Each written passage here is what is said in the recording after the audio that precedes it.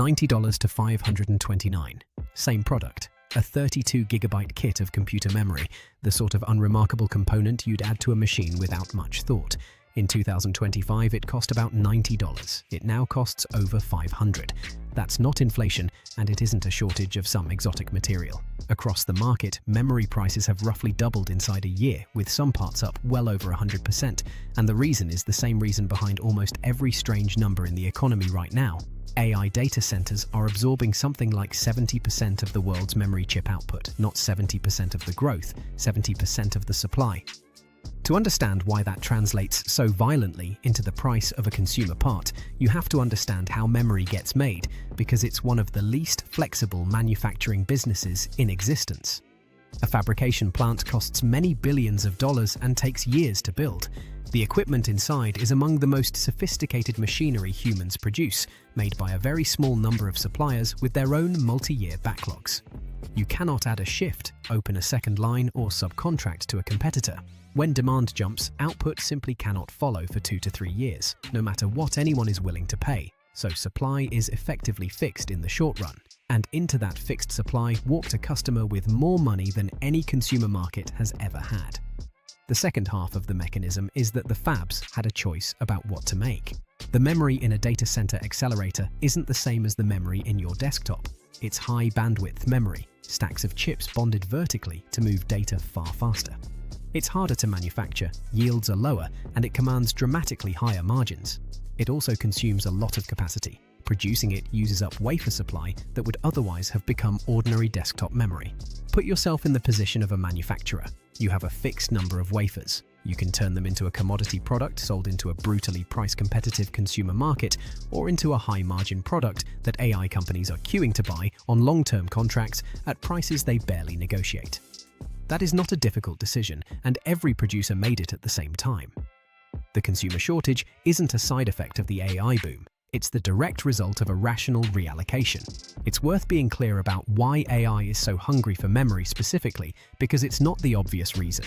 A large model is essentially an enormous grid of numbers, its weights, and to run it, those numbers have to be held somewhere the processor can reach them instantly, not on a drive. In memory, the bigger the model, the more memory it needs simply to exist while it's thinking, before you count the working space for whatever question it's answering. Processing power gets the attention, but a chip that can calculate faster than it can be fed spends most of its time waiting. Memory is frequently the actual bottleneck, which is why the buyers treat it as strategic rather than incidental. There's also a piece of industry history that explains the manufacturer's behavior better than any spreadsheet. Memory making consolidated down to 3 significant players after decades of ruinous competition, and the industry carries a long record of regulators investigating coordinated pricing. An international price-fixing case in the 2000s produced substantial fines. Nobody is alleging that now, but a market with 3 suppliers, physically constrained output, and no realistic new entrant is a market where restraint is rewarded and nobody needs to make an agreement to work that out. Which brings us to the moment that told everyone how serious this is. Earlier this year, Micron, one of the 3 companies that essentially constitute the world's memory industry, announced it was winding down Crucial, its consumer brand.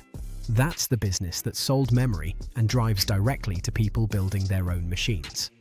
A major manufacturer looked at the consumer market and concluded it was no longer worth serving. Companies exit categories all the time, but rarely in the middle of the highest prices that category has ever seen. High prices normally attract supply. This one repelled it, because whatever the consumer will pay, the data center will pay more, and the capacity is finite. The knock-on effects have been arriving steadily. Memory sits in almost everything with a processor, so this doesn't stay in the enthusiast market.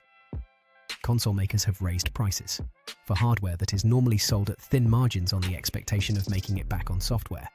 Laptop manufacturers have raised prices across their ranges. Phones, cameras, cars, televisions, and routers all contain memory, and all face the same input cost. It's a tax on essentially every electronic device, applied at the component level, largely invisible on the receipt. And the guidance on when it eases is not encouraging.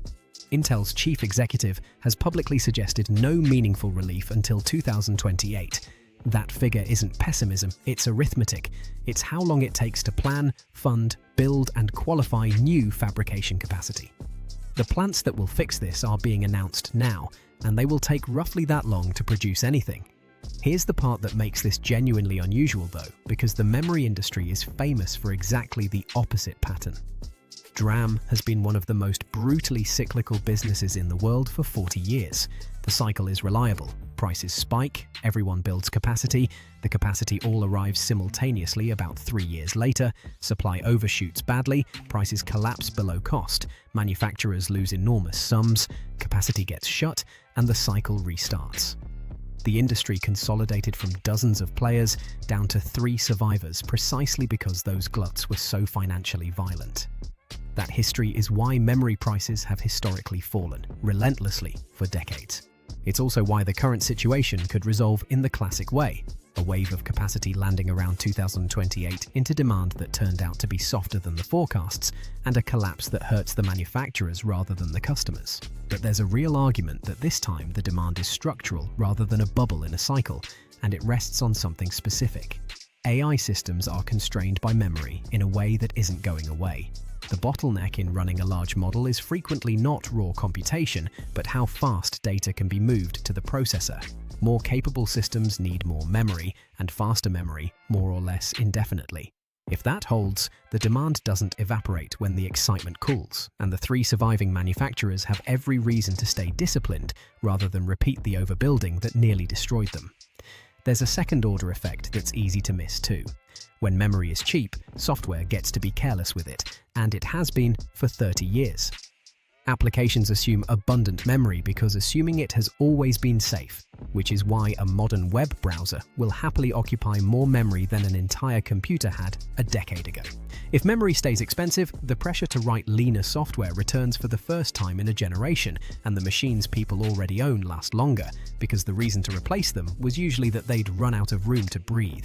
For anyone actually trying to buy a computer, the practical picture is unglamorous. Buying a complete machine is currently better value than building one, because large manufacturers bought their memory on long contracts at old prices and are absorbing some of the increase. Second-hand parts have held value in a way that would previously have been absurd, and the traditional advice, "Wait, it'll get cheaper," has stopped being reliable for the first time in the history of the component. It's also quietly reshaping what gets built. Manufacturers have started shipping laptops and phones with memory soldered in place and no option to upgrade, partly for thinness and partly for cost control, which means the amount of memory you buy on day one is now the amount you have for the life of the device. When memory was cheap, that was an annoyance. At these prices, it's a decision about how long the machine stays useful. What makes this number worth remembering isn't really the memory. It's that the price of a small part in a home computer is now set by decisions made in data centers that no consumer will ever see, in an industry with 3 suppliers and a 3-year reaction time. That's an unusually direct line between a technology boom and a household's bill, which leaves a question worth carrying. When a handful of buyers can outbid an entire consumer market for the same physical thing, what else are we quietly being outbid for without noticing?